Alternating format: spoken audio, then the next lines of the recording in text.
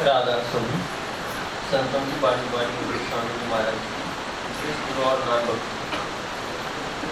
गुरु कहे जगत सब अंधा,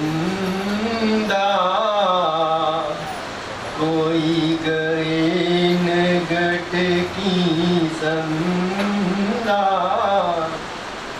गुरु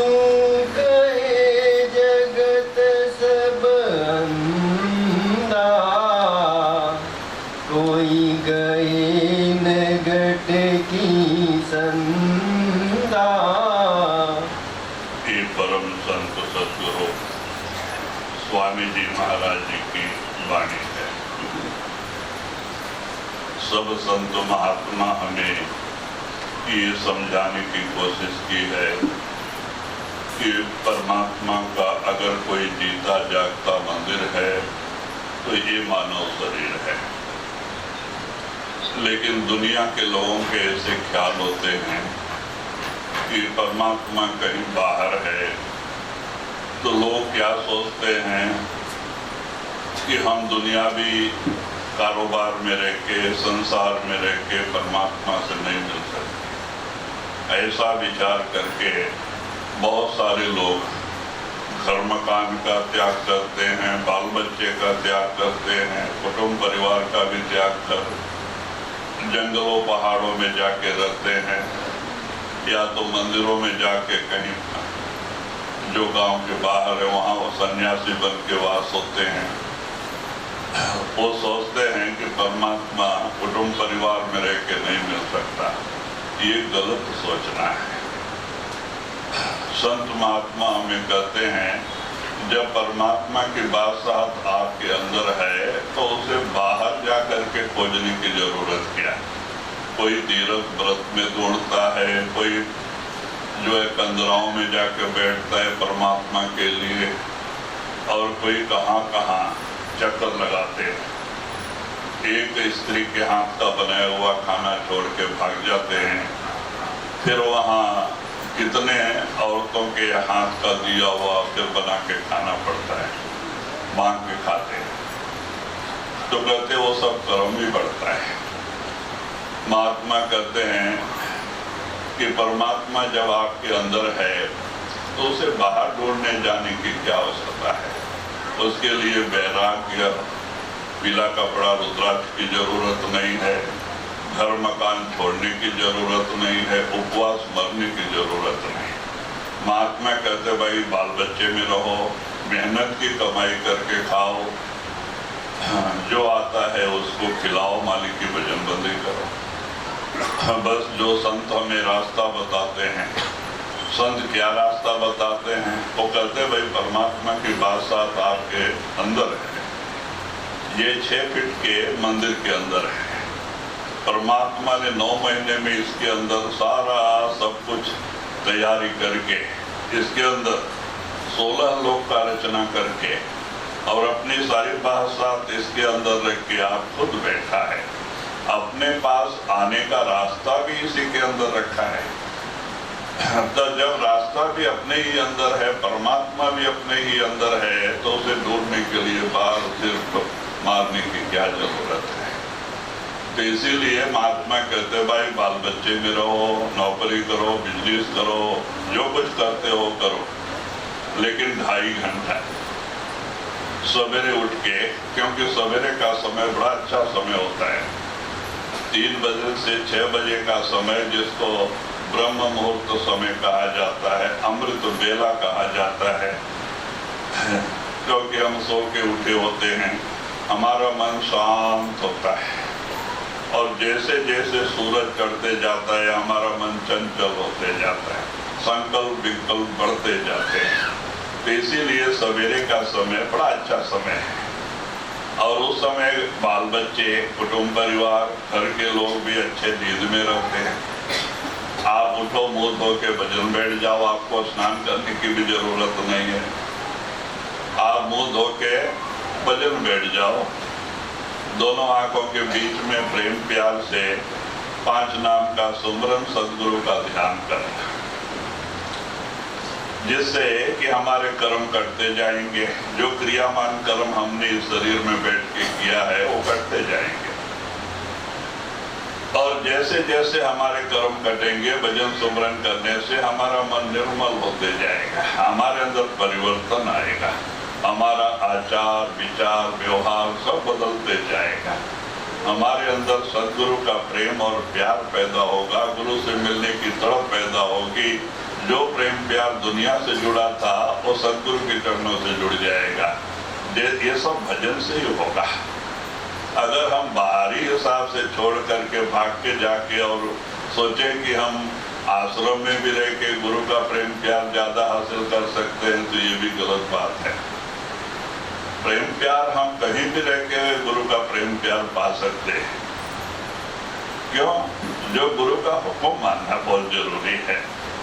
संत मत के अंदर हुक्म, जो संत हमें नामदान के दिन कहते हैं, उस पर अमल करो। बाल बच्चे में रह के भी तुम गुरु की वही कृपा हासिल कर लोगे। आपके अंदर गुरु का प्रेम और प्यार भक्ति बढ़ेगा, नजदीकी बढ़ेगी गुरु से, दुनिया से दूरी बढ़ते जाएगी।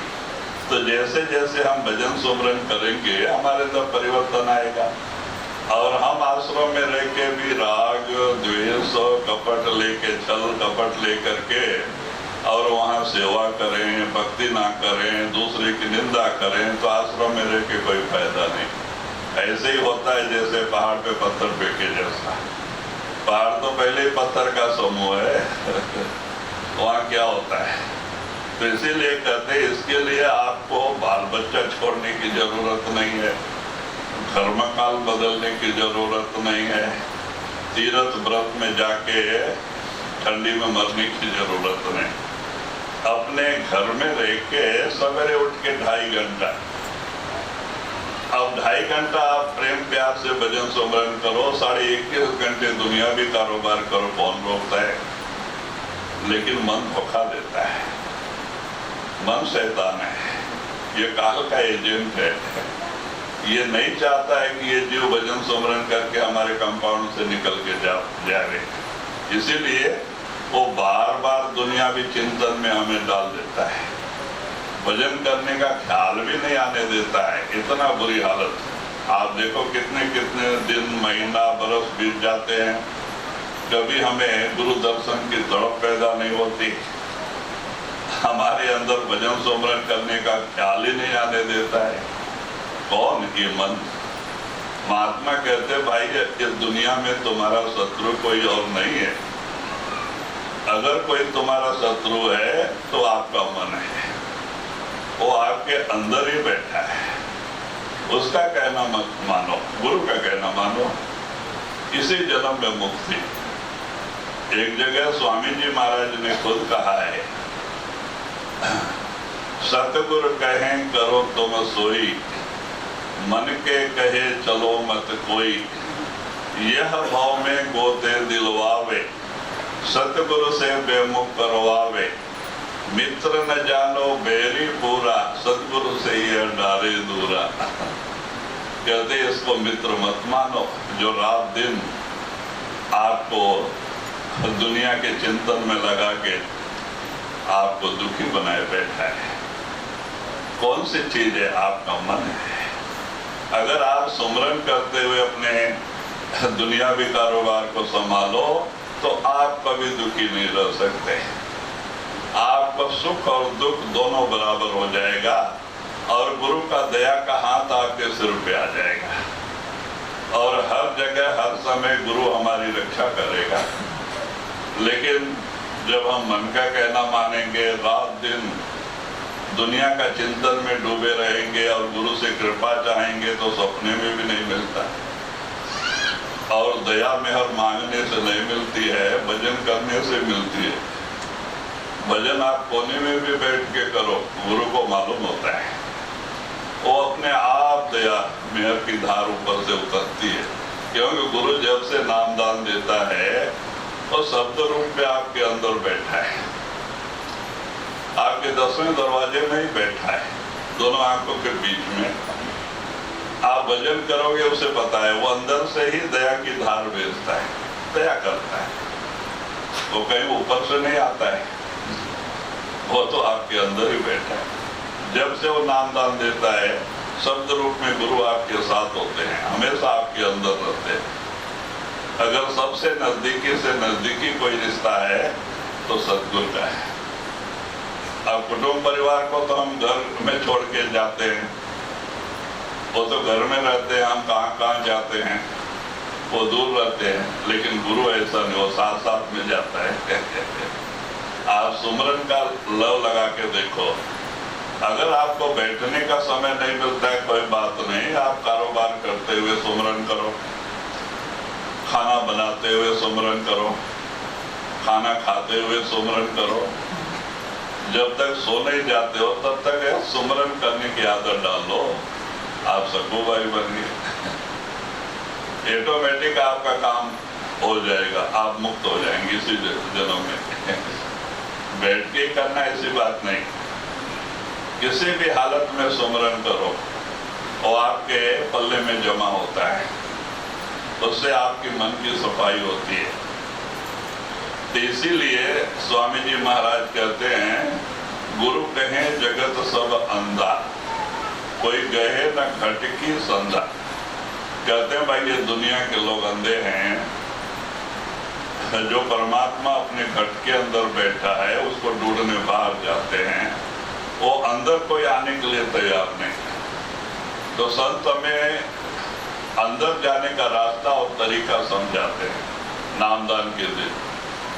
किस तरह से 6 फीट के मंदिर के अंदर जाके हम उस मालिक परमात्मा से मिल सकते हैं, अपने पिता परमात्मा से मिल सकते हैं। वो नहीं कहते परमात्मा कहीं आकाश के ऊपर है या तो हिमालय के कंदराओं में बैठा या तीर्थों में है। वो तो कहते परमात्मा आपके अंदर है। जिस किसी भी महात्मा को परमात्मा मिला है, ये 6 फीट के मंदिर के अंदर मिला है। हम आपको 2-4 दफा कहानी भी बताए। नामदेव जी बड़े अच्छे विठल के भक्त थे। बचपन में उन्होंने विठल को प्रकट किया था और विठल सवेरे मंदिर में जाए तो प्रकट होकर दर्शन देते थे, दोपहर को जाए तो दर्शन देते थे, नहा के जाते थे, शाम को भी जाते थे तो दर्शन देते थे 3 दफा। लेकिन उसी विठल ने बताया कि नामा तू गुरु के पास जा। गुरु के बगैर तेरा भ्रम दूर नहीं होगा। क्यों? एक बार नामदेव गोरा कुमार के सत्संग में चले गए। गोरा कुमार महात्मा थे, वो अंदर जाते थे, तो उन्होंने देखा आज नामा आया है, इसको चिताना चाहिए। तो उन्होंने क्या किया, सत्संग जब खत्म हुआ तो उन्होंने एक थापी लिया जो बर्तन बनाते समय बाहर से ठोकते, अंदर से हाथ का इशारा देके ठोकते, वो मार लो ठीक राउंड बनने के लिए। वो थापी लिया। अब जिसको उपदेश मिला था ये पक्का है, जो नहीं मिला था वो कच्चा है बोलते जाते थे। जब नामदेव का नंबर आया तो थोड़ा जोर से जानबूझ के मारा, ये कच्चा है बोल। नामदेव को गुस्सा आ गया, ये कुंभार सोमवार मुझे कच्चा बोलता है। विठल जैसा परमात्मा ही 3 दफा प्रकट होकर दर्शन देता है मूर्ति के अंदर से, और ये मुझे कच्चा बोलता है। बड़ा गुस्सा आया, बड़ा बुरा कहा। अच्छा मैं जाके अभी विठल को बोल के इनका जो चाहिए वो करवा देता है। गुस्से में भला बुरा करते निकल गए। बड़े गुस्से में क्या किया, निंदा करते आए। और जब आके प्रार्थना करते हैं देवस्थान में, विठल के यहाँ प्रार्थना करते हैं, विनती करते हैं, क्या क्या नहीं पढ़ते हैं, विठल प्रकट नहीं हो रहे। 2 मिनट में प्रकट होने वाले विठल आधा घंटा हो गया प्रकट नहीं हुआ। तब नामदेव को गुस्सा आया, उसने ऐसा अपमान किया, ये भी मेरा अपमान कर रहे हैं। 2 मिनट में प्रकट होने वाले आज आधा घंटा हो गया, अभी नहीं प्रकट हो रहे। अच्छा अभी सिर फोड़ के मरता हूँ। दीवार से सिर तोड़ने के लिए तैयार हो गई। तो विठल सोचे अब गड़बड़ हो जाएगा, तो वो प्रकट होके हाथ पकड़ लिया। अरे नामा क्या करता है? कहते महाराज ये क्या बात है, उधर उसने ऐसा किया, इधर आप भी ऐसा कर रहे। तो कहते नहीं, तो इतना ही जानता है परमात्मा खाली मंदिरों में बैठा है, तो ये नहीं जानता है परमात्मा सर्वव्यापी है। और साधु महात्मा तो अपने अंदर प्रकट किए होते हैं, और तो जब साधु संतों की निंदा करते आएगा तो मैं कैसे दर्शन दे सकता हूँ? इसीलिए तू जा, गुरु कर। गुरु के बगैर तेरा भ्रम दूर नहीं होगा। तब वो पूछते हैं कि अच्छा महाराज बताओ मेरे को ऐसा गुरु कौन है, आप ही बताओ। कहते हैं कि जा, वो जंगल दिखाई देता है, उसके बीच में एक शिवालय है, और उस शिवालय में जा, तेरे को गुरु मिलेंगे। ये जाते हैं तो वहां पे विसोबा खींचा, 80 साल की उम्र, सफेद लंबी दाढ़ी, बाल। तो उन्होंने देखा नामदेव आ रहे, तो उन्होंने कुछ चमत्कार किया। दरवाजे की तरफ सिर और लिंग के ऊपर दोनों पैर रख के, शिवालय में लिंग के ऊपर दोनों पैर रख के सो गए। अब जब आए नामदेव, देखते हैं, कहते हैं कि अच्छा विठल ने अच्छा गुरु बताया, इसको तो ये भी तमीज नहीं, मेरा सिर कहाँ पड़ा है, मेरा पैर कहाँ पड़ा है, ऐसे को गुरु बनाया तो मेरा क्या फायदा? क्योंकि वो मूर्ति में ही परमात्मा मानते थे। तो बाद में सोचते हैं कि ऐसा विपरीत देख के जाना भी अच्छा, उठा के तो जाऊं। तो कहते हैं बुढ़ा उठ, देख तेरा पैर कहाँ पड़ा है, तेरा सिर कहाँ पड़ा है। तो वो तो भेषधारी थे। वो कहते हैं कि देख भाई मैं बहुत दूर से चल के आया हूँ, थक गया हूँ, मेरा उम्र 80 के ऊपर है, मैं अपना पैर उठाने की मेरे अंदर ही ताकत नहीं, तेरे को बुरा लगता है दूसरी तरफ रख दे। अब गुस्से में उठाया, दक्षिण की तरफ रख दिए। अब वहां रखे तो लिंग वही तैयार, पश्चिम की तरफ रखा, शिवलिंग वही तैयार, जहां वो रखते हैं वही लिंग तैयार, आता है नीचे से। तब नामदेव समझ गए ये बुढ़ा कोई मामूली बुढ़ा नहीं। तब जाके वो सिर लेके अपने सिर पे रख लिया। तब विश्वभा खेचर समझ गए कि अभी समझ गया। तब उठ के बैठे, उनको समझाया, क्योंकि बिगड़ सत्संग के भ्रम दूर नहीं होता। उन्होंने बहुत कुछ समझाया और समझा के फिर नामदान दिया। और नामदान लेके 8 दिन के बाद जब नामदेव गोरा कुमार, अब तो मालूम हो गया उनको, उनका भ्रम ही सब दूर चला हो गया, तो गोरा कुमार के सत्संग में सीधा जाने लगे। गोरा कुमार के सत्संग में रोज उनको बड़ा आनंद आने लगा सत्संग का। तो 20 दिन हो गया। अब नामदेव के तो जो विठल के दर्शन को जाना ही छोड़ दिया। तो विठल को पंचायत पड़ी, नामा तो मुझे भूल ही गया, 20 दिन हो गया आया नहीं, रोज गोरा कुमार के सत्संग में जाता है। तो एक दिन भेष बना के बुढ़े का, जब वो सबसे पहले नामदेव जी जाते थे और सब जाने के बाद सबसे बाद में उठ के घर जाते थे। इतना आनंद आने लगा उनको सत्संग में। तो बाद में जब उठ के सब लोग चले गए, उठ के जाने लगे, तो विठल बुढ़े के रूप में आए थे, वृद्ध के रूप में। उन्होंने हाथ पकड़ा नामदेव का, दूर लेके गए, कहते नामा तू तो मुझे भूल गया। तब समझ गया अरे ये विठल है। तब तो चरणों में गिर पड़े कि आपकी कृपा से मुझे गुरु मिल गया और मेरा भ्रम दूर हो गया। तब विठल ने उनको अपने छाती से लगा लिया कि अब तो धन्य हो गया, अब तो दुनिया के कोई भी कोने में जा, तेरा कुछ बात बाका नहीं होगा। तो वही नामदेव उत्तर भारत की तरफ चले गए। दिल्ली में मुसलमानों ने उनकी परीक्षा लिया, मरी हुई गाय को भूसा खिलाया। बहुत कुछ परीक्षा लिया बादशाह ने।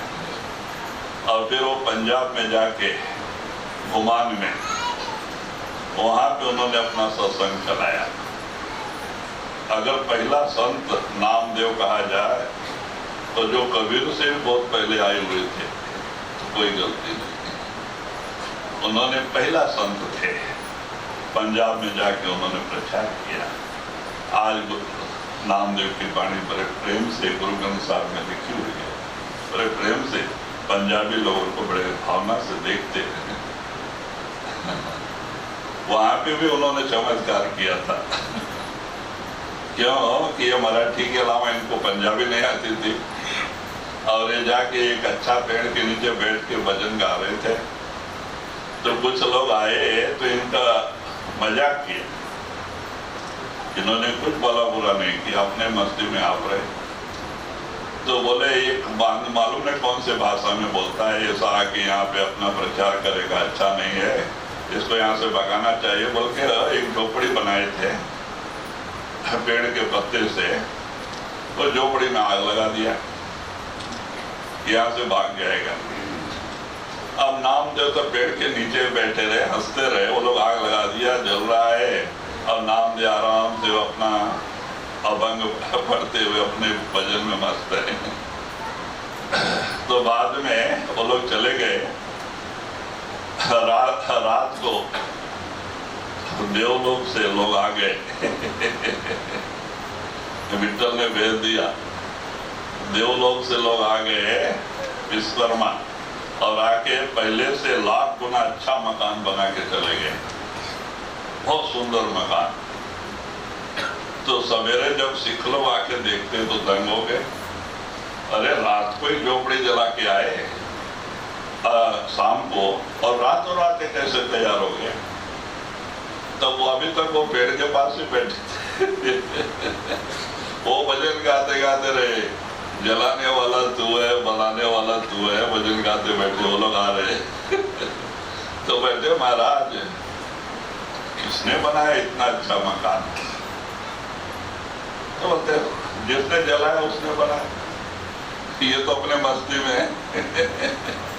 तो बोलते नहीं महाराज बताओ, ये कारीगर आप कहाँ से लाए हैं, वो क्या मजदूरी लेते हैं, वो कहाँ मिलते हैं, इन्होंने अपने भजन में गाया, ये कारीगर ये खाली धन देने से नहीं आते, ये कारीगर को बुलाने के लिए तन मन धन तीनों देके उनका बनना पड़ता है, तब तो वो आते हैं। खाली धन देने से कारीगर नहीं मिलने वाले। तो बाद में उनकी बड़ी इज्जत होने लगी वहां पे, तब से तो लोगों ने भी परीक्षा लिया। तो नामदेव का घुमान में आज समाधि भी है और वहीं पे बाबा जयमल सिंह महाराज जी का अवतार हुआ, और नामदेव का दूसरा अवतार बाबा जयमल सिंह जी का ही है। तो कहते हैं कि देखो वो भी एक गुरु के पास जाके, और किसने उनको गुरु के पास भेजा? विठ्ठल ने भेजा। इसीलिए कहते हैं गुरु के बगैर ब्रह्म दूर नहीं होता, गुरु के बगैर हमारा शंका समाधान नहीं होता। इसीलिए गुरु की जरूरत होती है, और गुरु के कहने के अनुसार चल के ही हम इसमें कामयाबी हासिल कर सकते हैं। मन के कहने के अनुसार चल के हम कभी भक्ति में आगे नहीं बढ़ सकते। जी। गुरु कहे जगत सबंदा, कोई गए नगट की संदा, बाहर मुख भर में सारे, अंतर मुख शब्द नदारे।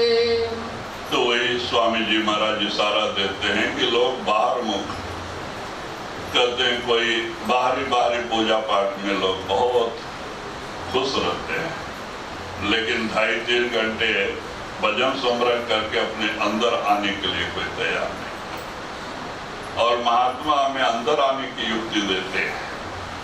वो कहते भाई परमात्मा की बादशाहत आपके अंदर है, ये खाली रक्त मांस का पुतला नहीं है मानव शरीर। इसके अंदर देखो 33 करोड़ देवी देवता बैठे हैं, ब्रह्मा विष्णु महेश्वर हैं, 3 लोक ही नहीं 16 लोक है अंदर में। ये सारी रचना इस शरीर में करके वो परमात्मा अपनी सारी बादशाहत अंदर रख के खुद बैठा है, और अपने पास आने का रास्ता भी इसी के अंदर रखा है। तो वही हमें कामिल मुर्शिद पूरा गुरु बताते हैं। वो ये नहीं कहते भाई परमात्मा कहीं जंगलों पहाड़ों तीर्थों में बैठा है, वो कहते परमात्मा आपके अंदर है, और अंदर जाके उस मालिक से मिल सकते हो।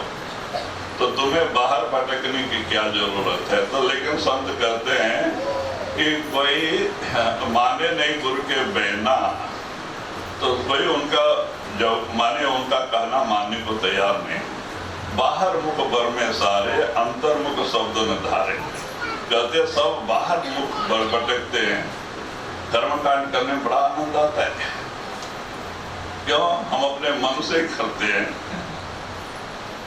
सब मन का ही खेल है, कल्पना है, बड़ा आनंद आता है, लेकिन फायदा कुछ नहीं। लेकिन अंदर की कमाई बड़ी कठिन है। इसके अंदर आपको अपना मन बनाना पड़ता है। सुमरन करके आप खाली गुरु का दिया और सुमरन करो तो सुमरन ही आपको उस लायक बनाएगा, भक्ति के लायक। सुमरन ही आपको 9 दरवाजे से 10वें में लेके आएगा, आपकी तीसरी आंख खुल जाएगी, सुमरन ही लेके जाएगा। और अंदर जो जो भी परमात्मा की बात शायद है सब नजर आने लगेगा। खंड ब्रह्मांड है अंदर, एक से एक अच्छा सुंदर। आप अंदर जाके देवी देवताओं से मिल सकते हैं, ब्रह्मा विष्णु महेश्वर से भी मिल सकते हैं। ये कुदरत का बनाया हुआ मंदिर मस्जिद है। इसीलिए एक मुसलमान ने कहा है, मंदिर तोड़े मस्जिद तोड़े तो भी कुछ नहीं मुझा का है, लेकिन दिल मत किसी का तोड़, यह तो घर खास खुदा का है। मंदिर में तो बहुत तरह है, पत्थर की मूर्ति, और मस्जिद सफम सफाई है, लेकिन दिल दरगाह के अंदर में झलकता नूर खुदाई है। क्या है? हर इंसान के अंदर एक रोशनी छाई है, जो घटती बढ़ती कभी अवतीर्ण एक राई है। परमात्मा का प्रकाश आपके अंदर रात दिन चमक रहा है। आप तीसरी आंख खोल के देखो।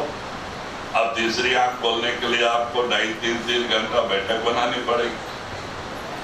9 दरवाजे से 10वें में आनी पड़ेगी। आ गए तो आपका काम बन गया। तो मालिक का मिलना कोई कठिन नहीं है, लेकिन 9 से 10वें में आना कठिन है। बहुत लंबा समय बीत जाता है। इसमें अपने को सब तरफ से कंट्रोल करना पड़ता है। कम खाना, कम सोना, कम बोलना, कम चलना और दीनता नम्रता लेके भजन में बैठना। अहंकार नहीं आना चाहिए। अहंकार विनाश का कारण है। थोड़ा भी अहंकार आ गया तो आप अंदर नहीं जा सकते कि मैं कर रहा हूं, मैं कुछ हूं। सपने में भी नहीं आना चाहिए। हमें हमेशा सबसे छोटा से छोटा बन के रहना चाहिए कि हम ही छोटे हैं, सब हमारे से बड़े हैं। और दीनता नम्रता लेके उस मालिक के रास्ते पे चलना, तब कामयाबी होती है। थोड़ा भी अहंकार अंदर आ गया तो किया कराया सब भ्रष्ट हो जाता है। अहंकार ये आज जो हमें 84 में भटका रहा है, अहंकार ही हमें बार बार दुनिया में लेके आ रहा है। मैं मेरा और भक्ति क्यों करना है? अहंकार को खत्म करने के लिए। अगर भक्ति में अहंकार ही बढ़ता है, पर्दा ही मोटा होता है। आत्मा और परमात्मा के बीच में अहंकार का पर्दा है, दीवार है, वही मोटा होते जाए। परमात्मा कैसे नजर आएगा? फकीरों में देखो कितनी दीनता नम्रता होती है। एक संतों में देखो कितनी दीनता नम्रता होती है। वो कुछ नहीं होते। तो कहते हैं ऐसा हमें भी छोटा बनना पड़ता है। ये कब बनेंगे? सुमरन से। सुमरन खाली हम सुमरन करें, सुमरन के पीछे पड़ जाए, सुमरन ही हमें उस लायक बनाएगा। सुमरन ही हमें 9 से अंदर 10वें में लेके जाएगा, गुरु का दर्शन अंदर कराएगा। सुमरन ही सब कुछ है। कबीर सुमरन सार है। सुमरन करना चाहिए। चलते फिरते, काम करते, खाना बनाते, जब आप खाली हैं सुमरन करने की आदत डालो। बस कुछ नहीं करना, वो तो अंदर करना है, उससे किसी से मतलब भी नहीं। आपको अंदर अंदर सुमरन करते रहना है। बाहर आप खेती में भी काम कर रहे हैं, सुमरन करते हुए करो। बस में ऑटो में जा रहे हैं तो सुमरन करते जाओ। और जहाँ सुमरन है वहाँ आपकी रक्षा होती है। मालिक आपकी रक्षा करता है। मालिक का नाम सुमरन होने से वो ताकत आपके तुरंत एक्सीडेंट भी होना है तो संभाल कर लेता है। सुमरन में ऐसी ताकत है, लेकिन हम करते नहीं, मन करने नहीं देता है। मन तो ये झूठे दुनिया का सुमरन करवाएगा अच्छा, लेकिन मालिक का नाम सुमरन तो रूखा फीका। क्यों? हमें उस तरफ प्रेम नहीं है। हमारा प्रेम दुनिया के रंग में रंगा है, इसीलिए भजन नहीं बनता है। सुमरन करने के लिए भी प्रेम की जरूरत होती है। दुनिया से वो जुड़ा हुआ प्रेम निकालो, सदगुरु के चरणों से जोड़ो और तब नाम सुमरन करो तो सुमरन होगा। हम दुनिया को प्रेम दे के अब चाहेंगे हम भजन करके अंदर जाएंगे, सपने में भी नहीं सोचना। हम कभी कामयाबी हासिल नहीं कर सकते। इसीलिए भक्ति कठिन है। सुनने में आसान तो है, लेकिन चलने में कठिन है। अभी देखें, हम कितने वर्षों से सत्संग में जा रहे हैं और यही बातें बार बार समझाई जाती है कि हमारे दिमाग में स्थिर हो जाए, हम उस पर अमल करने लगे, लेकिन नहीं करते। हम किसका सुनते हैं? मन का सुनते हैं। मन के बहकावे में आ जाते हैं। अभी यहाँ बैठे हैं, थोड़ा मन शांत रहता है। क्यों? संतों की कृपा से। अब यहाँ से जब बाहर निकलते हैं तो देखो मन की क्या हालत होती है। ये काम करना है, वो काम करना है, भागो भागो, ये टाइम हो गया, वो टाइम हो गया, चलो चलो। फिर वही मन तैयार हो जाता है। कहते भाई सत्संग सुनने के बाद में आपको घंटा 2 घंटे किसी से बात करना नहीं चाहिए। सत्संग के विचार में रहना चाहिए कि महात्मा ने जो कहा, ऐसा कहा, उसी को सोचना और फिर उसको मनन करके उसको अपने आचरण में लेके आना, उस पर चलना, तब तो परिवर्तन आएगा। अगर हम सत्संग सुन के इस कान से छोड़ देंगे, कितने बरस भी सत्संग रूपी तीर्थ में स्नान करे तो फायदा कुछ नहीं, फायदा कुछ नहीं होता, क्योंकि सत्संग को हम सत्संग घर में ही छोड़ के चले जाते हैं। अपने अंदर उसको रखते नहीं और मनन नहीं करते। क्यों? हमने जो कुछ पाया सत्संग से पाया। 1973 में हम बॉम्बे में नौकरी करते थे,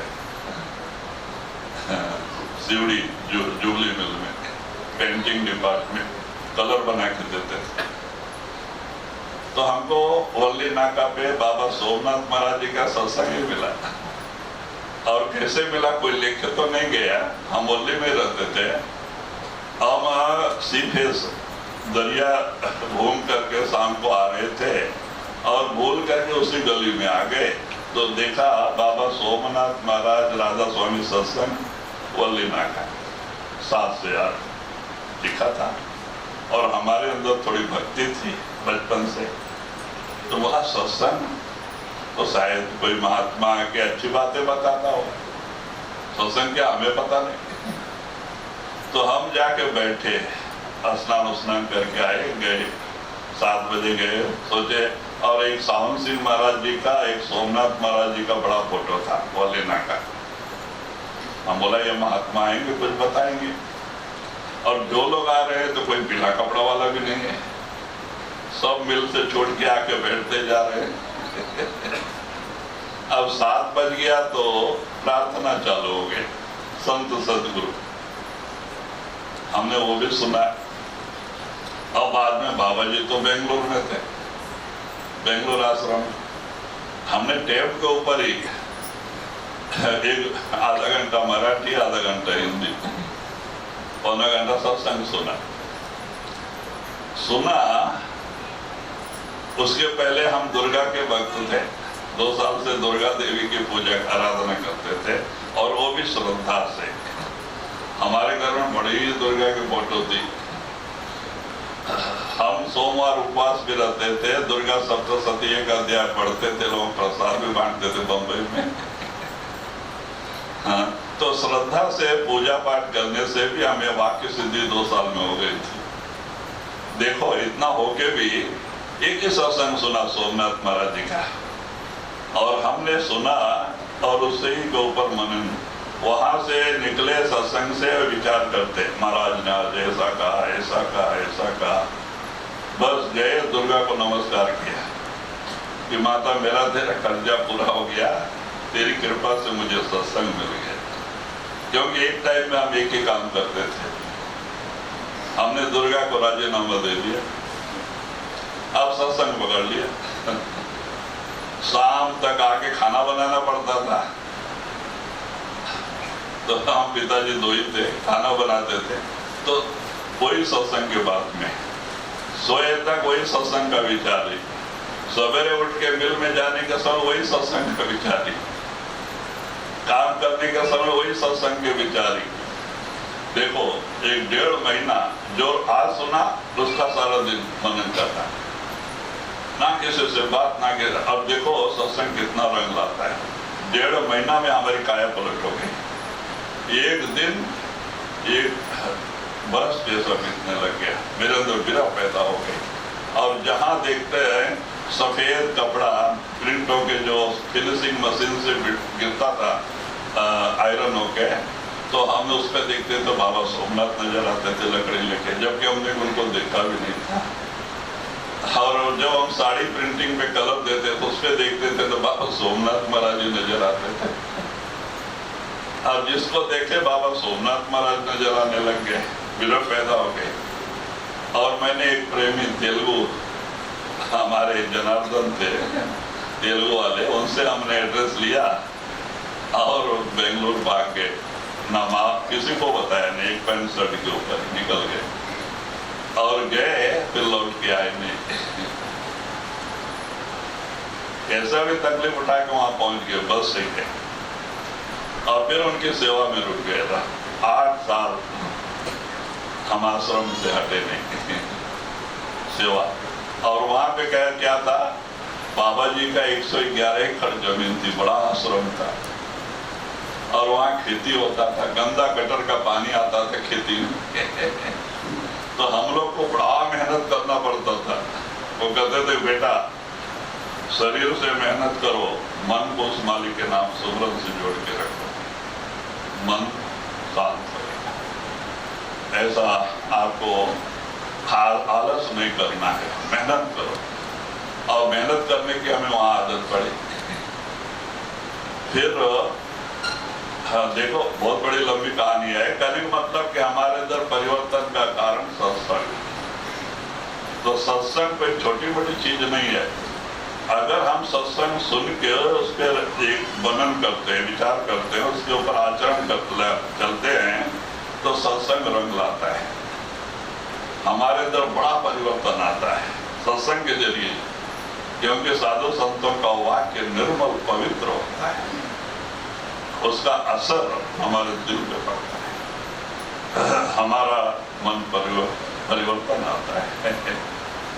तो इसीलिए चाहिए कि सत्संग सुने तो घंटा 2 घंटा तो समझो उसका मनन करे। चलो सारा दिन मत करो, 2 घंटा तो करो हम तो सारा दिन उसी में लगे रहते थे। आप 2 घंटा तो करो। आज वो सत्संग ही गुरु के कृपा का कारण, गुरु की कृपा मिली हमारे को। आज आपके सामने जो कुछ कह रहे हैं ये गुरु की कृपा है, नहीं तो मन बुद्धि के घाट पे बैठ के हम क्या आपको सुनाएंगे। ये मन बुद्धि के घाट से परे की चीज है, ये संतों की कृपा से ही प्राप्त होता है। और संतों की कृपा उनके हुक्म में चलने से मिलता है, मन के हुक्म में चलने से नहीं। जब तक मन का कहना छोड़ेंगे नहीं और गुरु के कहने के अनुसार चलेंगे नहीं तो कामयाबी स्वप्न में भी नहीं चलेगा। करता धरता गुरु है, गुरु को मालिक होता है, वो जो चाहे वो कर सकता है। आज महाराज की कृपा हुई तो देखो कहां से कहां निकल। तो कहने का मतलब सब संतों के हाथ में है, वो संत वो मालिक होते हैं, हमें उनका हुक्म मानना है, हुक्म में चलना है, काम बनेगा। जी। मन जगत भोग रस बंदा, नित करे कर्म बस दंदा, फस मरे काल के पंदा, अब हुआ जीव अति गंदा। तो ये कहते हैं कि मन जो है वो शैतान है, ये काल का एजेंट है, निरंजन का अंश है मन। और मन कोई छोटी मोटी चीज नहीं है कि हम उसको बहका देंगे। 3 लोक में उसका अधिकार है, 33 करोड़ देवी देवता सब मन के अंदर में है। आप जाओ अंदर देख सकते। ये ब्रह्म से आया हुआ है, ये ब्रह्म राक्षस है, ब्रह्म से आया हुआ है, ये कोई छोटी मोटी चीज नहीं। जब आत्मा सतलोक से नीचे आ रही थी, जब ब्रह्म में पहुंची तो निरंजन ने मन का गांठ मार दिया, आत्मा का और मन का। अब वहां से ये साथ आया हुआ है। अब यही मन है, आप ये मानव शरीर छोड़ के कुत्ते के शरीर में जाओ, यही मन रहेगा, यही आत्मा रहेगी। क्योंकि हम जो भी कुछ कर्म करते हैं वो कर्म मन ही करवाता है, और कर्मों की मैल मन पे ही चढ़ती है, आत्मा पे नहीं चढ़ती। आत्मा पहले भी निर्मल था, आज भी निर्मल है। कर्म मन ही करवाता है, मन ही मलिन होता है। अभी मन की सफाई के लिए संत इतना प्रयत्न करते हैं, क्योंकि बगैर मन की सफाई के आत्मा इससे आजाद नहीं हो सकती। अब मन की सफाई के लिए ही सत्संग, भजन, सुमरन, सेवा, संतों ने तीन साधन अपनाए मुक्ति के। एक तो सत्संग, दूसरा भजन सुमरन और तीसरा सेवा कर। अभी जो लोग भजन कर सुमरन करने के लायक नहीं होते हैं तो उनसे सेवा करा के भी वो पूरा करते हैं। सेवा कोई छोटी मोटी चीज नहीं है, लेकिन सेवा प्रेम और प्यार से कर, गुरु की याद में कर। किसी की निंदा चुगली करते हुए सेवा नहीं करना, किसी का बुरा भला सोचते हुए सेवा नहीं करना है। गुरु का दिया हुआ सुमरन करते हुए करो, या तो गुरु का लिखा हुआ भजन बोलते हुए करो, उससे भी आपका ख्याल गुरु के चरणों से जुड़ा रहेगा। लेकिन ये ख्याल रखना चाहिए कि सेवा प्रेम और प्यार से होना चाहिए। किसी के बारे में बुरा मत सोचो, किसी की निंदा चुगली मत करो, क्योंकि निंदा से बुरा तो कोई पाप ही नहीं है। गुरु नानक ने कहा है, निंदा भली किसी की नाय, मन मुख मुग्ध करां, मुँह काले तिन निंदका नरके घोर परं। कहते हैं निंदक का हमेशा मुंह काला होता है नरकों में, और उसको नरक में जाना पड़ता है। क्यों? वो दूसरे की निंदा करके उसके पाप कर्म ये अपने ऊपर लेते जाता है। इसको पता नहीं बेचारे को। हम जिसका निंदा करते हैं उसके बुरे कर्म हमारे ऊपर आते रहते हैं। इस तरह से इसका कर्म बढ़ते जाता है। इसको पता ही नहीं होता है कि निंदा करने से क्या अच्छा है, क्या भला है। अब ये स्वभाव हो गया कुछ लोग का कि दूसरे के बारे में निंदा करते रहना, वो ऐसा है, वो तैसा है।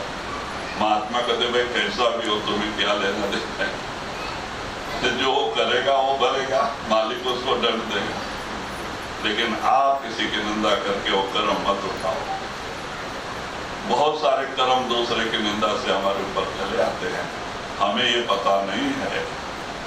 इसीलिए किसी की भी निंदा अच्छी नहीं, चाहे वो हमारा शत्रु ही क्यों ना हो।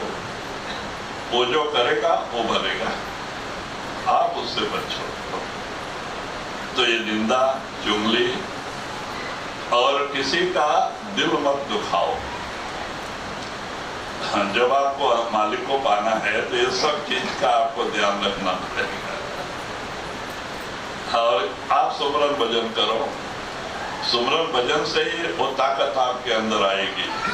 सुमरन बड़ी ऊंची चीज है जो सदगुरु ने दिया है, वही आपको उस लायक बनाएगा, वही आपसे भक्ति कराएगा, वही आपको अंदर लेके जाएगा, गुरु से मिलाएगा। सुमरन ये 9 दरवाजे से निकल के 10वें में आने के लिए सुमरन की जरूरत है, सुमरन ध्यान। और जब गुरु प्रकट हो जाता है तो सुमरन पौर समाप्त हो जाता है, तब आगे ध्यान और धुन होता है। आपकी तीसरी आंख खुल जाती है, आप अंदर देखते हैं कितने मंडल, कितने अच्छे अच्छे मंडल हैं अंदर। जो अंदर देश हैं, एक से अच्छे अच्छे देश हैं जहाँ देवी देवताएं रहते हैं, और उसके ऊपर ब्रह्म पार ब्रह्म रहते हैं, सतलोक सचखंड है। तो ये कितने सुंदर सुंदर देश है। अब यहाँ का देश तो उसके सामने कचरे के डब्बे के समान है। यहाँ जो कुछ आइए तो इंसानों का बनाया हुआ देश है, वो भगवान का बनाया हुआ देश है। आप अंदर आके देखो, अगर आपको अच्छी रचना देखना है तो आप अंदर जाओ, तो देखो आपके अंदर क्या क्या तमाशे भरे पड़े हैं। ये खाली रक्त मांस का पुतला नहीं है, अकुट भंडार भरे पड़े हैं। आप अंदर आ जाओ तो आप दुनिया को देने वाले बन जाओगे, मांगने वाले नहीं। आप दुनिया को देने वाले बन जाओगे, क्योंकि आपको परमात्मा की बात मिल जाएगी। उसकी कृपा मिल जाएगी। तो इसीलिए महात्मा कहते भाई गुरु का कहना मानो, खाली मन का कहना छोड़ो। यही आपका शत्रु है जो आपको उस मालिक से दूर करता है, 84 के जेल खाने में लेके जाता है, दुखी बनाता है, नरकों में लेके जाता है। अभी हमारे अपने ही अंदर 27 नरक है। ऋषियों मुनियों ने भी बयान किया है, जो महात्मा अंदर गए वो सब बयान किए हैं, लेकिन हम नहीं मानेंगे। 27 नरक यहाँ जो जैसे जैसे पाप करते हैं वैसे वैसे अलग अलग नरके बने हुए हैं वहाँ सजा देने के लिए। 27 नरक है और 28वां पितरलोक है। जब नरकों में सजा पूरी हो जाती है तो वो आत्मा पितरलोक में आती है और वहां से वो 84 में पैदा होती है। पितरलोक में आए बगैर पैदा नहीं होती है वो तो ये सब हमारे अंदर ही है। तो आप देख सकते हो वहां पे कैसे कैसे सजाएं दी जाती हैं। एक बार गुरु नानक का शिष्य, हालांकि पहले जमानों में संत मत का इतना प्रचार नहीं था, जैसे कि लोग कहते थे कि हमें नाम मिल गया, चलो हमारे कुटुंब परिवार को भी दिला दो। तो हम तो ये करते हैं, कभी भी किसी को जबरदस्ती नाम दिलाना अच्छा नहीं है। जब तक वो उसके अंदर भावनाएं पैदा नहीं होती है, वो नाम लेना नहीं चाहता है, हमें जबरदस्ती किसी को भी नाम दिलाना नहीं चाहिए। नहीं तो हम तो दिला देते हैं और उनको अंदर से कोई भावना नहीं होती है, वो ना भजन कर पाते हैं ना भक्ति कर पाते हैं बेचारे, और बड़ा तकलीफ होता है उनको अंत समय में। थोड़ा भजन सुमरन करे तो तकलीफ कम होती है, करते नहीं है। फिर संतों को दोष देंगे कि हम इतना पुराना सत्संगी हो के हमें तकलीफ क्यों आ गया। हमने कभी सोचा कि हमने भी वो तो संतों का हुक्म माना। 2-2.5 घंटा रोज भजन करने के लिए उन्होंने कहा था नामदान के समय, हमने कितना घंटा बैठे। तो फिर गुरु को दोष देना अच्छा। इसीलिए चाहिए कि जब हमारे परिवार के लोग खुद ना आके कहें कि भाई हमें नाम लेना है, तब तक आप नाम मत लेना। बहुत बड़ी गलती है। जब तक कि इच्छा उनके अंदर नहीं पैदा होती तब तक नाम दिलाना अच्छा नहीं। तो ये इसीलिए वो किसी ने क्या किया, अपने बाप को भी नाम दिला दिया। उसकी उम्र हो गई थी और उसको परिवार से लगाव था, उसने गुरु के ऊपर भरोसा ही नहीं किया, कभी सुमरन ही नहीं किया। और मरने के बाद में मन मलिन होने के कारण से, पाप कर्म करने से, खाना पीना सब करने लगा और कर्म मलिन होने से यमदूत आकर के, क्यों गुरु तो आता नहीं, मन मलिन है तो यमदूत आके उसको पकड़ के कुंभी नरक में डाल दिया। हालांकि नाम लिया हुआ जीव कभी नरक में जाता नहीं, ऐसा एक बात है, संतों का हुक्म है। अभी ये नरक में चला गया, क्योंकि सपने में भी सुमरन किया होता तो ऐसी गति नहीं आती। तो बाद में गुरु नानक का एक जीव नरक में चला गया, कुंभी नरक में। तो ऊपर से नारद की सवारी ये 3 लोग संचारित थे नारद। तो ये नरक में गए, तीनों ने देखा कि एक गुरु नानक का शिष्य कुंभी नरक में कैसे आ गया। इनको बड़ा झटका लगा और नारद अंदर में जाके गुरु नानक को सूचना दिया कि महाराज आप कहते हैं कि संतों का जीव नरक में कभी जाता नहीं और आपका जीव एक नरक में, कुंभी नरक में पड़ा है। कुंभी नरक सबसे गंदा नरक है, कैसे आ गया। तो गुरु नानक ने भी अंतर ध्यान में देखा तो गलती से कोई यमदूत ले जाकर डाल दिया, क्योंकि उसको सुमरन किया ही नहीं था कि उसको सुमरन, दुख में सुमरन याद आवे। अगर आप कोई भी यमदूत आवे, काल आवे, आप सुमरन करना चालू कर दो, तुरंत वो भाग जाएंगे, आपके सामने भी नहीं खड़ा होंगे। इसीलिए गुरु को आना पड़ता है लास्ट टाइम में। क्यों, यमदूत तो आएंगे नहीं तो इस बेचारे की हालत क्या होगी। तो गुरु को ही लेके जाना पड़ता है। तो इसीलिए बाद में गुरु नानक गए और वहां से नीचे उतरे, नरक में आए। धर्मराज कहते महाराज आपके जाने की जगह नहीं, क्योंकि उनको पता है इनका चरण पड़ेगा तो नरक पावन हो जाएगा। ये आपके जाने की जगह नहीं है। तो कहते हैं नहीं, मैं ये सब देखना चाहता हूँ कैसा है यहाँ का रचना। कहते नहीं नहीं महाराज दया करो आप मत जाओ। तो कहते हमारे जीव को क्यों लेके आए, वो भी नरक में डाला है। तो धर्मराज भी देखा गलती से कोई अमदूत लेके आया, क्योंकि उसको सुमरन याद नहीं था। तो बाद में बोले महाराज मैं निकाल देता हूँ आप मत जाओ। कहते नहीं, जहाँ हमारा सिख होगा मुझे जाना ही पड़ेगा। तुरंत चले गए क्योंकि सिख है वहाँ। और जाके उन्होंने कुंभी नरक को स्पर्श किया, नरक ठंडा हो गया। जो खोल रहा था गंदगी, गटर का पानी गंदा खोल रहा था, ठंडा हो गया। और जाके और उसको सुमरन याद आ गया। अब वो सुमरन करने से उसका सुन के दूसरा, दूसरा सुन के तीसरा, तीसरा सुन के चौथा। अब धीरे धीरे वो जो भी नरक में थे वो जीव सब खाली हो गया। नरक उस समय नरक ही खाली हो गया। अब इसीलिए धर्मराज ने हुक्म दिया कि देखो भाई गलती से भी कोई संतों के जीवों को यहाँ लेके आना नहीं नरक। अब एक जीव के कारण देखो कितने जीवों को मुक्ति माने मानव शरीर में चले गए। हालांकि वो लोग मुक्त तो एक ही होगा जिसको नाम मिला है, बाकी लोग को तो 84 में जाना ही है। लेकिन नरक से छुटकारा मिल गया, तब से फिर नहीं छूते, हाथ नहीं लगाते। इसलिए गुरु को ही आना पड़ता है। लास्ट टाइम में एक सिख को ले जाने के लिए गुरु खुद आता है लास्ट टाइम में, जब वो अपने कर्मों का भुगतान पूरा कर लेता है और मरने का समय आता है तो गुरु अंदर हाजिर होता है और आके शब्द प्रकाश प्रकट कर देता है। तो शब्द जब शब्द और प्रकाश अंदर प्रकट कर दिया तो हमारा मन जो है दुनिया से जुड़ा हुआ वो तुरंत शब्द से जाके जुड़ जाता है। तो जहाँ मन नहीं वहाँ आशा और तृष्णा नहीं। और एक बड़े प्रेम से गुरु के साथ जाने के लिए तैयार हो जाता है। गुरु ले जाके ऊपर के मंडल में 8वें लोक में रखते मंडल में, जहाँ गुरु का सुख स्थान है, और वहाँ भजन कराते हैं। यहाँ नहीं किया तो वहाँ करना। यहाँ स्थूल शरीर है, वहाँ सूक्ष्म शरीर होता है, वहाँ भजन करना पड़ता। भजन करे बगैर मुक्ति नहीं।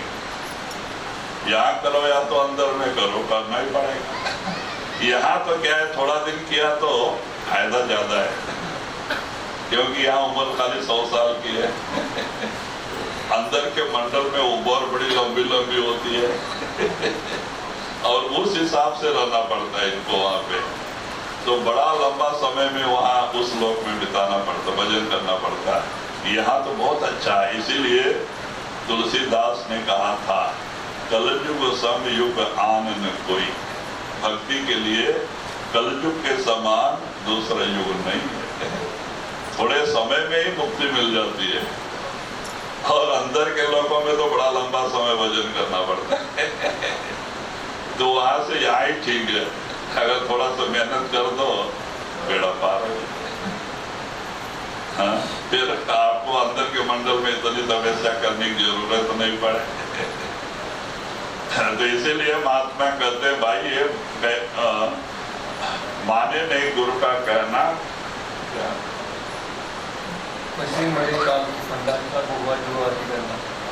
तो कहते ये काल के फंदे में 84 के जेल खाने में जीव भटकता है और बार बार कर्म करते जाता है, मलिन होते जाता है और कर्मों की मैल मन पे ही चढ़ती है। मन भी नहीं बदलता है, आत्मा भी नहीं बदलती, शरीर बदलता है। जैसे आत्मा एक कपड़ा छोड़ा दूसरा कपड़ा पहन लिया, तो वही आत्मा वही मन होगा। 84 के कोई भी शरीर में जाने दो, यही आत्मा यही मन साथ रहेगा। ये दोनों चेंज होने वाले नहीं, शरीर बदलता है। अब 33 करोड़ अब कहते हैं कि 84 लाख जीवाजून है। 84 लाख में 30 लाख प्रकार के पेड़ पौधे के शरीर है, 27 लाख प्रकार के कीड़े मकोड़े के शरीर है।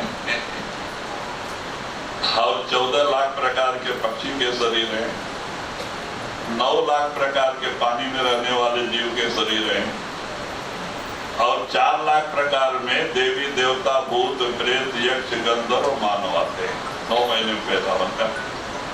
तो कहते इस तरह से 84 लाख खान शरीर है, 4 खान 84 लाख शरीर, और जिसमें इस जीव को भटकना पड़ता है, 84 का चक्कर लगाना पड़ता है, वो भी एक नरक ही है। इस नरक से छुटकारा पाने के लिए, इस दुख से छुटकारा पाने के लिए हम संतों के पास जाते हैं। जब संतों के पास जाते हैं तो उनका हुक्म मानना भी हमारा फर्ज है। अगर हम हुक्म ही नहीं मानेंगे, हम मन का हुक्म मानेंगे, तो संत कैसे दया करेंगे, हम कैसे इस भव सागर से पार होंगे। इसीलिए हमें चाहिए कि हम गुरु का हुक्म माने। गुरु कहे नित समझाई, कर खोज शब्द घट जाई।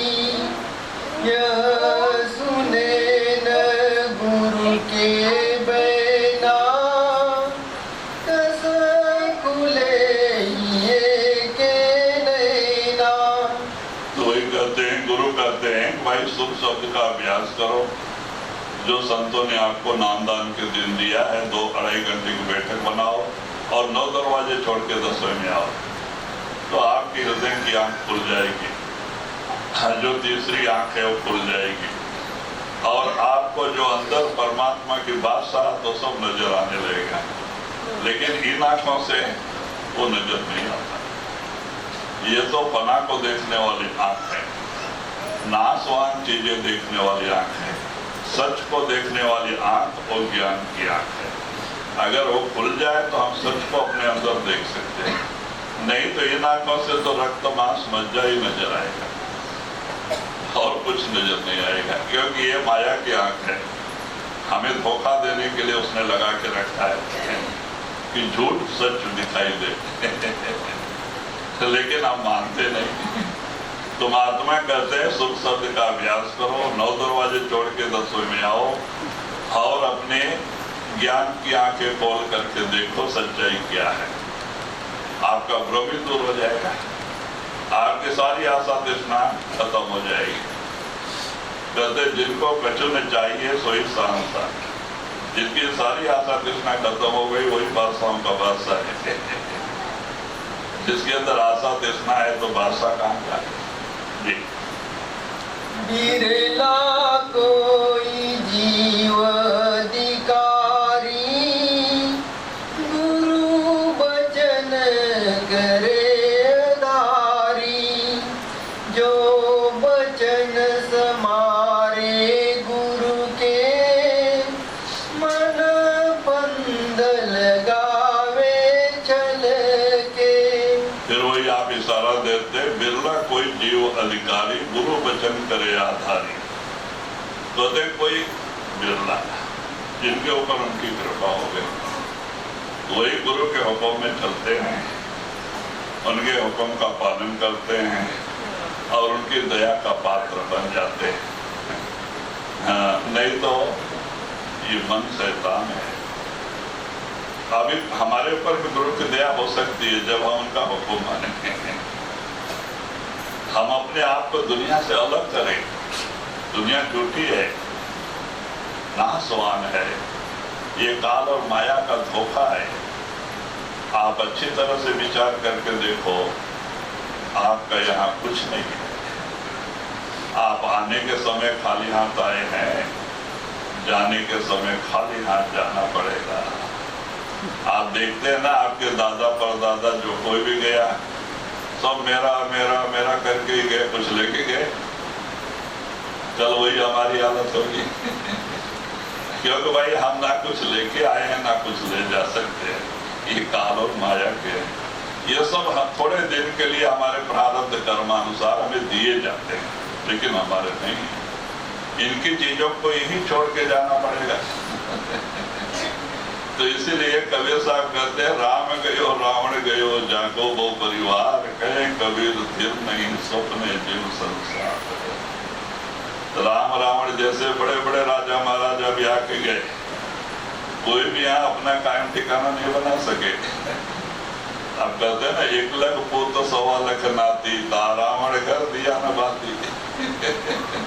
हमारे तो 10, 12, 20 बाल बच्चे होंगे, 20 तक होंगे, समझे एक परिवार। तो रावणासुर के 1 लाख लड़के, 1.25 लाख नातू, सब एक से एक तपस्वी।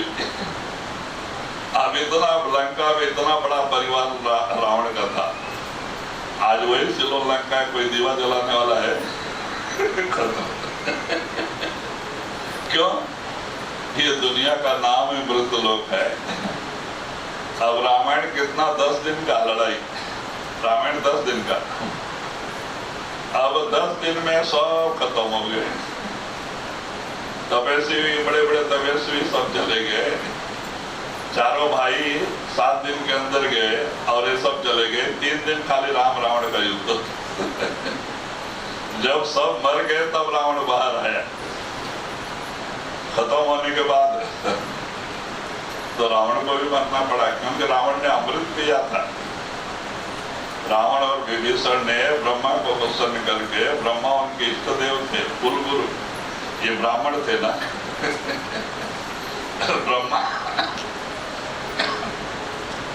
ब्रह्मा इष्ट देव, और इसलिए ब्रह्मा ने उनको बड़ा कठिन तपस्या करने से दोनों को अमृत दे दिया। अब ये लोग अमृत भी पी लिए, दोनों साथ में बैठे थे, विभीषण और रावण पी लिए। इनको अहंकार आ गया, अब मुझे मारने वाला ने कभी पैदा हुआ न कभी, क्योंकि इन्होंने वरदान मांगा था ना, देवताओं से ना मरूं, जानवरों से ना मरूं, ऐसा वैसा बहुत कुछ वरदान। और कैलाश उठाया, इतना बड़ा ताकत वाला आदमी कौन हो सकता है? अब कैलाश तो एक लोक ही है, समझो, शिव का लोक है वो। अब उसने कैलाश भी उठा के देखा था।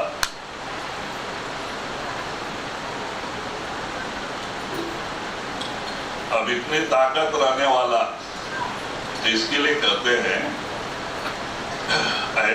रावण जैसा तपस्वी, रावण जैसा ब्रह्म ज्ञानी, 4 वेद का टीकाकार पंडित कंठपाठ था उसका, अच्छा शास्त्रज्ञ भी था रावण, और अच्छा राजा भी था। तो कहते हैं कि ऐसा राजनीतिज्ञ, ऐसा महापंडित और ऐसा तपस्वी न कभी हुआ न कभी होगा रावण के। तो कहते, लेकिन उस रावण को अमृत पिया हुआ था ना, इसलिए अहंकार आ गया था कि अब मैं मरने वाला नहीं हूं। लेकिन क्योंकि उसने देवताओं से नहीं मरना, भगवान से नहीं मरना बोल के एक किया था ना, तो विष्णु को ही राम अवतार लेके आना पड़ा मानव शरीर में। अब जब विष्णु आ गए तो देवलोक के लोग सोचे कि हम लोग भी जाके मदद करें, तो शिव हनुमान के रूप में आ गए, और जितने इंद्र विद्र थे ये सब बंदर के रूप में आ गए, और देवी देवता लोग बड़े बड़े, ये सब देवी देवता लोग, सब देवी देवता लोग ही बंदर के रूप में आए हुए थे, आके पहले ही बैठे थे इनको मदद देने के लिए। तो कहने मतलब कि इतना होके भी, इतना अमृत पी के भी रावण को मरना ही पड़ा। क्यों? इस दुनिया का नाम क्या है? मृत्यु लोक। जो पैदा हुआ उसे मरना है, और जो बना उसे बिगड़ना है। ये काल की नीति है। यहाँ कोई अमर नहीं रह सकता। भले कोई कह देता कि वो अमर है, कहते कोई अमर नहीं रह सकता, ये मृतलोक है, मरने का देश है। तो इसीलिए महात्मा कहते भाई समझो, सच्चाई को देखो, यहाँ क्या आपका है, किस चीज का अहंकार करते। लास्ट टाइम में वो चीजें आपका साथ छोड़ देगी, आपको बड़ा दुख होएगा। उससे पहले जागृत हो जाओ। अपने इस जन्म मरण के चक्कर से अपने आत्मा को बचा लो। अपने पिता के पास पहुंचो। आपका पिता सतलोक सचखंड में बैठा है, आपका रास्ता देख रहा है। वहां आपका सच्चा परिवार है, यहाँ नहीं है। ये तो बटाऊ लोग हैं। किसी का पिछले जन्म में लेना, किसी का देना बाकी रह जाता है। ऐसे ही लोग ही एक कुटुंब परिवार के रूप में आ जाते हैं। ये सच्चे नहीं। कोई बेटा बन के आ जाता है, कोई बेटी बन के आ जाता है, कोई पति पत्नी बन जाता है। ये सब 4 दिन का लेन देन का हिसाब। और जब कर्जा पूरा होता तो एक एक साथ छोड़ के चलते जाते, बोल के भी नहीं जाते। लेकिन जीव अज्ञान वसात दुखी होता है, मेरा अपना चले गए, अपना चले गए। महात्मा कहते भाई अपने होते तो जाते क्यों? अपना कौन है? एक सदगुरु, दूसरा कोई आवे ना आवे गुरु जरूर आता है, जो यहाँ भी हमारी मदद करता है, मरने के समय भी हाजिर होता है, और मरने के बाद ऊपर मंडल में रखता, वहां भी साथ निभाता है, और परमात्मा की गोद में पहुंचाने तक हमारा पल्ला नहीं छोड़ता है। वो अपना है। और दूसरा कौन है? वो परमात्मा है, जिससे बिछुड़ के जब से हम आए हैं यहाँ इस काल और माया के जाल में, तब से हम दुखी हैं, रो रहे हैं। आप ये मत सोचो बड़े बड़े लोग जो सेठिया लोग हैं, बड़े बड़े मिल कंपनी वाले हैं, पैसे वाले लोग सुखी होंगे। सोचने में भी नहीं सोचते। ना सुख धन दौलत में है, ना सुख मान बढ़ाई, ना सुख राज्य में। सुख उस नाम में आपके अंदर है। अगर 9 दरवाजे छोड़ के 10वें में आ जाओ, नाम प्रकट कर लो, सच्चा सुख शांति आपको अंदर मिल जाएगी। आपको अपने अंदर मिल जाएगी। सुख तो आपके अंदर है, बाहर नहीं। हम हमेशा करते हैं, हम ऑल इंडिया टूर करते हैं। गुरु की कृपा से हमें हर जगह जाने का मौका मिला है। अभी हम यहाँ से राजस्थान ही जाएंगे। चंडीगढ़ फ्लाइट है, चंडीगढ़ उतर के वहाँ से हम राजस्थान गंगानगर पटियाला में एक दिन रहेंगे, और वहाँ से गंगानगर, श्री गंगानगर, वहाँ 4 दिन का प्रोग्राम है। वो भी पाकिस्तान बॉर्डर पे। वहाँ से 1.5 किलोमीटर ही पाकिस्तान का बॉर्डर है। तो कहते हैं कि गुरु के कृपा से हमने दिल्ली में भी सत्संग किया, गुड़गांव, दिल्ली, जयपुर, भरतपुर, गंगानगर, और महाराष्ट्र में कहते हैं कि अपना वाई की संगत आई हुई है, कोंडला। तेलंगाना में निजामाबाद, करीमनगर, माने निजामाबाद, और वहाँ भी 2 जगह चलता है हमारे आश्रम में महाराज जी के। तो कहने का मतलब हमको तेलुगु भी आती है, कन्नड़ा भाषा भी आती है। हम कन्नड़ा और तेलुगु हमारी मातृभाषा है। हम तेलुगु में भी प्रवचन करते हैं, कन्नड़ में भी करते हैं, हिंदी में भी। तेलंगाना की बहुत सारी संगत बैठी हुई है। तो हम तेलुगु में प्रवचन करेंगे, आप ये नहीं सोचेंगे कि ये उत्तर इंडिया वाले हैं। हम कन्नड़ में प्रवचन करेंगे, आप ये नहीं सोचेंगे, ये बोलेंगे ये बेंगलोर वाले ही हैं। लेकिन गुरु की कृपा, वो सब हमारी मातृभाषा हो गई। हम आंध्रा में ही रहते हैं। आंध्रा में भी हमारी जमीन है, वहीं पे हम रहते हैं। आश्रम भी आंध्रा में है कि कर्नाटक में है। तो कहने का मतलब कि हर जगह गए। दिल्ली में हमारे महाराज जी के बड़े बड़े लोग हैं, मिल फैक्ट्री वाले, जिनके पास 4-4 कारें हैं, 8-10 नौकर, सब कुछ मिल कंपनी हमारी। और वो घर में तो लेके जाते हैं, बड़ी इज्जत देते हैं घर में ले जाके। इज्जत का मतलब चाय काफी। और क्या करेंगे? और बाद में कमरे में ले जाके बंद करते हैं, और पैरों पे गिर के अपनी रोनी रोते हैं। हाँ, अगर सारा दिन में सुनो तो खत्म नहीं होने वाला नहीं। बाहर से देखो सब कुछ अच्छा है, लेकिन अंदर सब दिमाग लगे हुए हैं। आप एक दूसरे से मिलते हो तो क्या करते हो? क्या भाई सब कुशल है? कहते हाँ महाराज सब कुशल है, आपकी दया से, नहीं तो परमात्मा की दया से सब कुशल है। पहले तो कह देते 5 मिनट खड़े रह जाओ, पीछे दुख का पुराण चालू हो जाता है अंदर से। महाराज ये है, वो है, ऐसा तकलीफ, वैसा तकलीफ है, सारा दिन सुनो तो खत्म होने वाला नहीं। तो बताओ कुशल कहाँ है? तो कहते भाई कुशल कहाँ से होए? जरा मुआ न भय मुआ, कुशल कहाँ से होए? जिसके पीछे बुढ़ापा है। बुढ़ापा एक समझो बहुत बुरी अवस्था है। एक बुढ़ापा है, हाँ, कहते हैं कि जरा मुआ न भय मुआ। एक तो कोई काम करना तो डर, कोई काम करना है तो डर। जिसके अंदर डर और बुढ़ापा, जिस अवस्था से उन्हें जाना है, तो कुशल कहाँ से होए? कहाँ से कुशल होएगा? तो कहते भाई कुशल दुनिया में ना धन दौलत में है, ना मान बढ़ाई में है, न राज्य में है। कुशल उस नाम में है, मालिक के नाम में, आपके अंदर है। आप 9 से 10 में आ जाओ, नाम प्रकट कर लो अपने अंदर, आपको सच्चा सुख शांति अपने अंदर मिल जाएगा। आपकी सारा आशा तृष्णा खत्म हो जाएगी। जी। जो तो कर जीव बुलावे, काल अपने खेल खिलावे। गुरु भक्ति न करने पावे, बहु भांति उपाधि लगावे। कभी मित्र होय बरमावे, कभी बैरी बन धमकावे।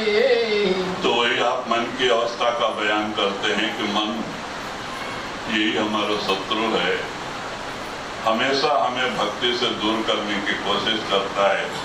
दुनिया के सुमरन में बांध के लगा, हमें पता है कि भाई चिंता से कुछ नहीं होता, लेकिन फिर भी हम चिंता रात दिन करते, टेंशन। महात्मा कहते हैं कुछ नहीं होता, और चिंता की कोई दवा भी नहीं है। अभी जो होना है होते रहता है। हमारे अपने बस की बात तो नहीं हम कम कर दें, चिंता करके कम कर दें। जो होना है वो होना ही है, तो चिंता क्यों कर? आप उस मालिक का नाम सुमरन करते रहो, जो होना होने दो। तो उसका आपका दुख का भी असर नहीं होगा, सुख का भी असर नहीं होगा। आप चिंता करोगे तो उससे बड़ा कोई दुखदायी समय नहीं होता है, क्योंकि इंसान के अपने बस की बात नहीं, इंसान कर्म के बस में है, और कर्मानुसार सुख दुख आते ही रहते हैं। हम नहीं चाहते हुए भी आते हैं, और उस इंसान को उसका हिसाब चुकाना ही पड़ता है। बस में, कर्म के बस में है इंसान के बस में कर्म नहीं, कर्म के बस में इंसान है। मन धोखा देता है। तो कहते इन सब चीजों से भी अगर हम निकल के भक्ति करने की कोशिश करें, तो कभी मित्र होए भरमावे, कभी मित्र बन के भी मन धोखा देना चाहता है। देखो अच्छी अच्छी बातें बताएगा, ऐसा करो ऐसा करो, अभी तुम्हारी उम्र भक्ति का उम्र नहीं है, शादी वादी करके पैसा वैसा कमाने का, ऐसा काम करने का। चौथेपन में भक्ति किया तो हो जाता है। वो चौथापन तो बहुत पहले की बात थी। आजकल तो चौथेपन में क्या होता है सबको पता ही है। कहते हैं बुढ़ापे में क्या भक्ति करेंगे, सारी इंद्रियां शिथिल हो जाती हैं, शरीर में ताकत नहीं रहता है, मन चंचल हो जाता है, क्योंकि जो दिमाग में 70 साल सोचा है वो क्या वो सब भरा हुआ है, कहाँ जाएगा कूड़ा कचरा वो परेशान करता है इनको। और घर में इज्जत कम हो जाती है। अब 70 के बाद में, अब 60 में तो कंपनी वाले रिटायर कर देते हैं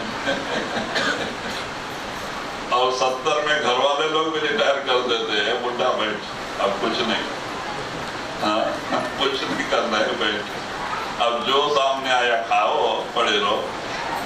अब बात नहीं मानने से उसको बेचारे को कितना दुख होता है कि मैंने ये किया, वो किया, घर बनाया, द्वार बनाया, इतना जमीन खरीदा, ऐसा किया, वैसा किया, आज मेरा कुछ चलने नहीं दे रहा, बड़ा दुखी होता है। महाराज एक कहानी बताते थे, एक वृद्ध थे, उनका करीब 75 साल की उम्र हो गई। तो घर के बगल में उसका घर था, माने रोड के बगल में ही घर था। तो बड़बड़ करते बैठता था दरवाजे पे। तो जो लोग आए सब गुस्सा करे। अब बुढ़ापे में हालत हो जाती है, मन ठिकाने नहीं होता है, थोड़ा याददाश्त बिगड़ जाती है, तो बड़बड़ करते बैठता था। तो पोता ने आकर के एक लात मार दिया बुढ़े को। अब एक लात मारा तो उसको बड़ा दुख हो गया कि देखो आज पोता आके हमें लात से मार रहा है।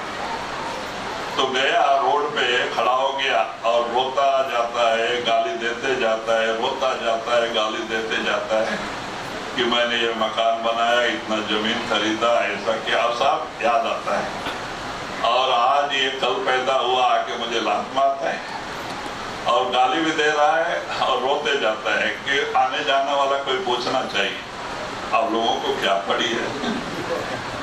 लोग अपना रास्ता लेके चले जा रहे हैं। तो 1 घंटे के बाद एक महात्मा जा रहे थे, तो उन्होंने देखा बुढ़ा बहुत बेचारा दुखी है। तो वो जाके दादा से पूछते हैं, क्यों दादा क्या बात है, बहुत दुखी हो, रो रहे हो?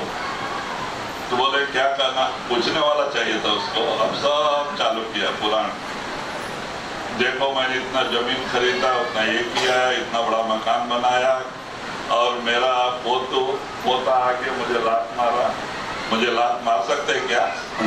ऐसा वैसा, अब उसको ये करना, सब गाली देता, मारते रहना, रोते रहना, माने बोलना और रोते रहना। महात्मा को करीब उसने 15-20 मिनट तक सुनाया। महात्मा खड़े होकर सुनते रहे। सब सुनने के बाद में तो महात्मा कहते हैं कि दादा ये दुनिया की रीति है, अब आपको यहाँ इज्जत नहीं मिलेगी, जो थोड़ा बहुत बचा है आओ आप हमारे साथ, हमारा आश्रम है, अब आश्रम में रहो और भजन भक्ति करो, जो कुछ बचा है वो भजन भक्ति में जाने दो, क्यों इनके बीच में ये करना। इतना करना था कि वो उल्टा हो गया उसके ऊपर, महात्मा के ऊपर है। तो कौन होता है मेरे घर छुड़ाने वाला, किसने तुम्हें भेजा है सिखा पढ़ा के, मेरे घर छुड़ाने के लिए बोलने को तू आया है क्या? मैं घर छोड़ के जाऊं, ऐसा वैसा। उसको भी बहुत कुछ सुनाया महात्मा को, वो सुनते रहे और सुना के फिर कहता है कि मारा तो मेरा ना, तूने मारा, वो और 100 साल जिए, तू कौन होता है मुझे घर छुड़ाने के लिए उपदेश करता है? तब तो उनको महात्मा हाथ जोड़ करके धन्य हो माया, कितना भी गाली सुनेंगे, कितना भी मार खाएंगे, लेकिन छोड़ने के लिए मात्र कोई तैयार नहीं। यही तो दुनिया की रीति है। वो महात्मा अपना रास्ता पकड़ लिए चले गए, भाई चल ठीक है तेरा। तो ऐसा हालत होती है जी।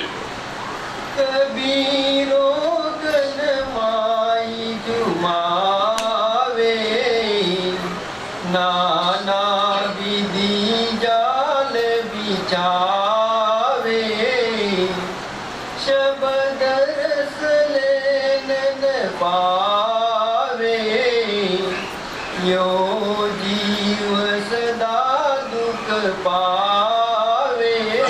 तो कहते हैं कि मन पहले तो दोस्त बन के समझाने की कोशिश दूर करना चाहता है।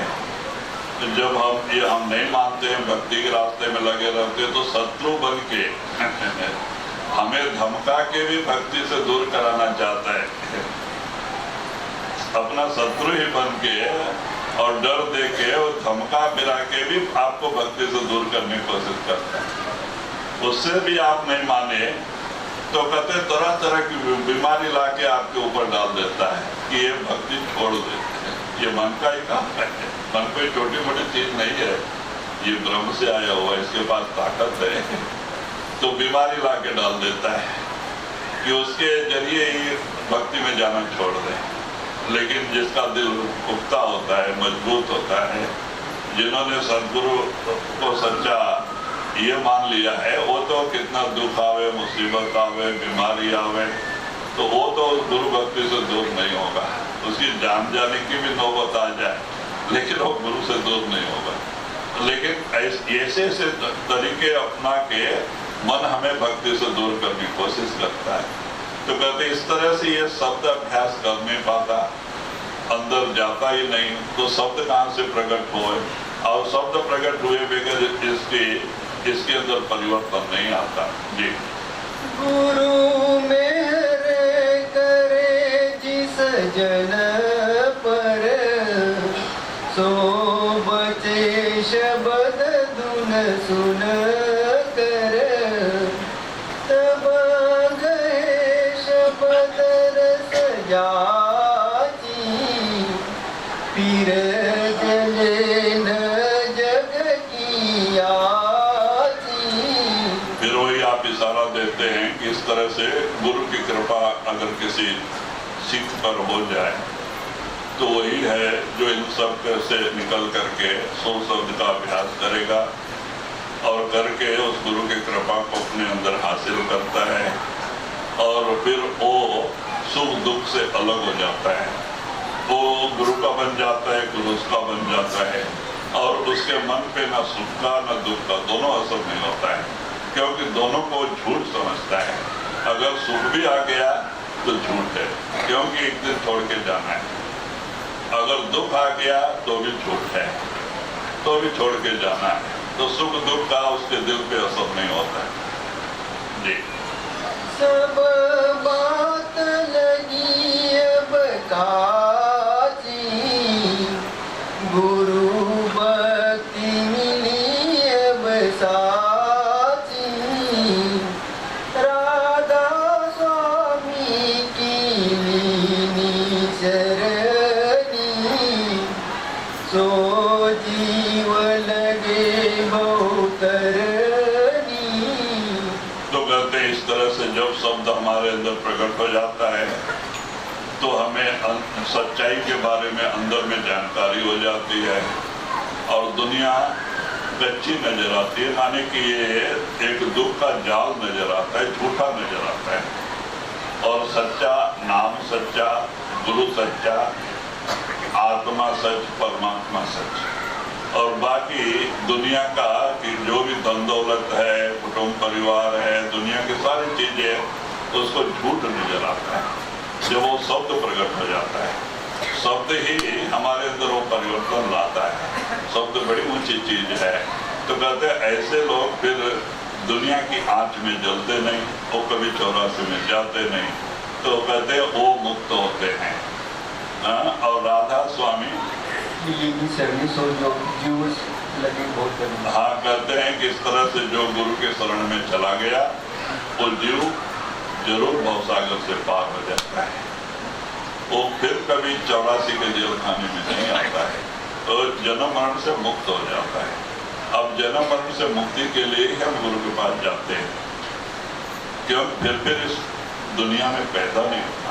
ये दुखी नगरी है, यहाँ दुनिया में कोई सुखी नहीं है, चाहे वो राजा हो या भिखारी, सब दुखी है। इसीलिए इस दुख से छुटकारा पाने के लिए हम संतों के पास जाते हैं और संत हमारी जवाबदारी लेते हैं और हमें इससे निकलने का रास्ता बताते हैं।